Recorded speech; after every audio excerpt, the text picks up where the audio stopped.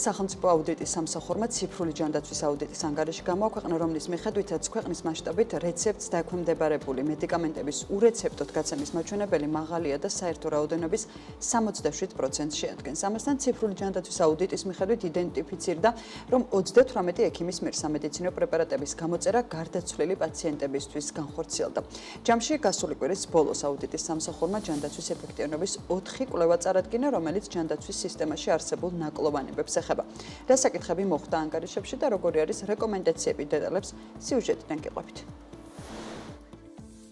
ქვეყნის მასშტაბით რეცეპტს დაქვემდებარებული მედიკამენტების ურეცეპტოდ გაცემის მაჩვენებელი საერთო რაოდენობის 67% შეადგენს.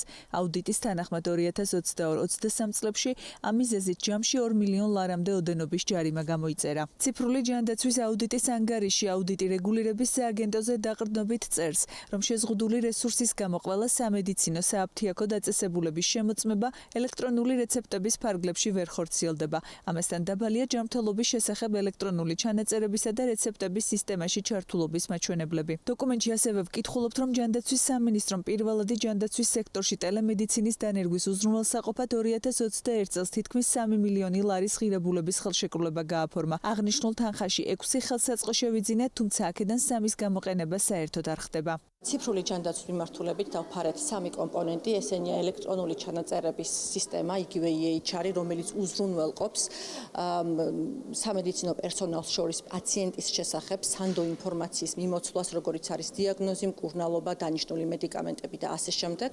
მეორე, რომელიც დავფარეთ ამ აუდიტის ფარგლებში, იყო ელექტრონული რეცეპტების სისტემა, რეცეპტს დაქვემდებარებული მედიკამენტების გაცემის ზედამხედველობა და ტელემედიცინა. გარკვეული ნაწილი სისტემის უკვე ამოქმედებულია და საპილოტე რეჟიმშია, თუმცა საჭიროებს დამატებით გაუმჯობესებას, როგორც კლინიკების და დაწესებულებების სისტემაში ჩართვის თვალსაზრისით, ასევე დანერგილი კრიტერიუმების გაუმჯობესების მიმართულებით. სამედიცინო დაწესებულების ზედამხედველობის ეფექტიანობის აუდიტის დასკვნაში კი ნათქვამია, რომ არსებული მექანიზმები არასაკმარისია სამედიცინო დაწესებულებების სრულყოფილი ზედამხედველობისთვის.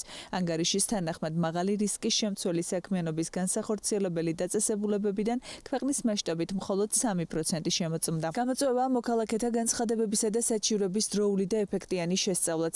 საჩივრების განხილვა შემთხვევების 48%-ში 1-დან 3 წლამდე ვადით გრძელდება. აუდიტის ერთ-ერთი ძირითადი არის ის, რომ დანერგილი მექანიზმები, არსებული მეთოდოლოგია და კრიტერიუმები საკმარისად არ არის რისკზე დაფუძნებული მიდგომით უზრუნველყოფილი და შესაბამისად არ არის საკმარისი სისტემის სრულყოფილი ზედამხედველობისთვის. კიდევ ერთი თემა პირველად ჯანდაცვას და სოფლად მცხოვრები მოსახლეობის ექიმების ხელმისაწვდომობის საკითხს უკავშირდება. ანგარიშის მიხედვით არ არის შემუშავებული ექიმების განაწილების დემოგრაფიული და გეოგრაფიული კრიტერიუმები.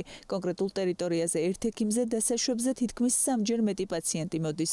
ჩვენ შემთხვევებში რაც შევისწავლეთ 783 ტერიტორიული ერთეულიდან 45 შემთხვევაში ანუ 6%-ში ეს აჭარბებდა დადგენილ ნორმას. თუმცა ისიც უნდა აღინიშნოს, რომ წინა პერიოდთან შედარებით, წინა აუდიტის მონაცემებთან შედარებით ეს მაჩვენებელი გაუმჯობესებული არის, თუმცა ყველა შემთხვევაში კრიტერიუმს ისევ არ აკმაყოფილებს და ზოგ რაიონში რამდენჯერმე აჭარბებს დადგენილ ნორმას. ძირითადი რეკომენდაციები ეხებოდა ექიმების რაოდენობრივ და გეოგრაფიულ ოპტიმიზაციას, მათ განაწილებას, ასევე არის გამოწვევები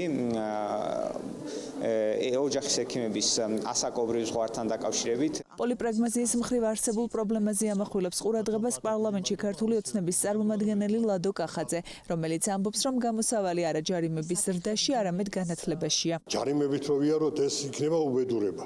ერთმანეთს ჩაუსაფრთეთ და მისარგებლოთ არ არის კარგი მიდგომა. სად არის გამოსავალი? გამოსავალი არის განათლება. რეცეპტების მიმართულებით არსებულ პრობლემებზე საუბრობს ჯანდაცვის პოლიტიკის ექსპერტი აკაკი ზოიძე. ზოიძე ფიქრობს, რომ პირველადი ჯანდაცვის რგოლის გაძლიერებასთან ერთად ერთ-ერთ უმთავრეს საკითხს პოლიპრაგმაზიის შემცირება და ამ მხრივ არსებული მონიტორინგის გაძლიერება წარმოადგენს. კამპანიურად იყო თქვათ ეს რაღაცა მცდელობები, რომ გაგონკაცრებინა კონტროლი ამ მიმართულებით. მე ადეკვატური არც ადამიან რესურსები და არც ფინანსური რესურსები რეგულირების სააგენტოს არ აქვს, რომ ადეკვატურად გააკონტროლოს ეს პრობლემა და დიგიტალური სისტემები არ მუშაობს იმ ხარისხით და იმ დოზით და ისეთნაირად დაწყებული ელექტრონული ჩანაწერების სისტემიდან, რომელიც წესით საყოველთაოდ დანერგილი უნდა იყოს. გრძელვადიანი ინვესტიციებია გამიგეთ, რომელსაც ასე ვთქვათ, დრო უნდა იმისთვის, რომ მიიღო შედეგები. ჯანდაცვის ეფექტიანობის ანგარიშის განხილვას ესწრებოდნენ სამინისტროს წარმომადგენლები. მინისტრის მოადგილე ირინე წაქაძე ამბობს, რომ აუდიტის დასკვნაში არსებულ პრობლემებზე სამინისტრო მუშაობს.